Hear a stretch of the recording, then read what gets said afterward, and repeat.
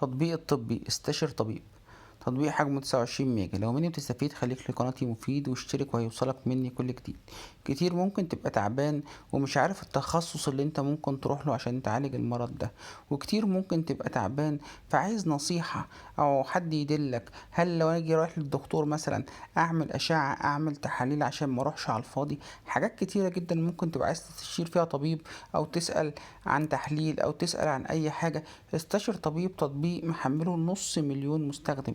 كل اللي عليك ان انت تحمل تطبيق وتعمل تسجيل حساب وتكتب المشكلة اللي عندك او الاستشارة اللي انت عايز تستشير فيها الطبيب. احنا عندنا دلوقتي يا جماعة الاستشارة بفلوس. لما تروح لدكتور، مجرد انك تروح استشارة عشان بعد ما خدت العلاج عشان تقول له انا بقيت كويس او مش كويس او وحش او حلو، بتدفع فلوس عشان تعرفه نتيجة اللي هو عمله.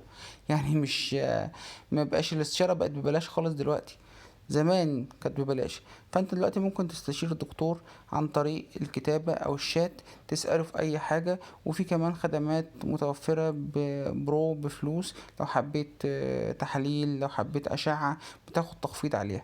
لو ما كنتش تعرف التطبيق قبل كده وعرفته من خلالي، شير ولايك وسبسكرايب. اطباء متوفرون 24 ساعة لمساعدة حضرتك. لينك التطبيق اسيبهولك في الديسكريبشن.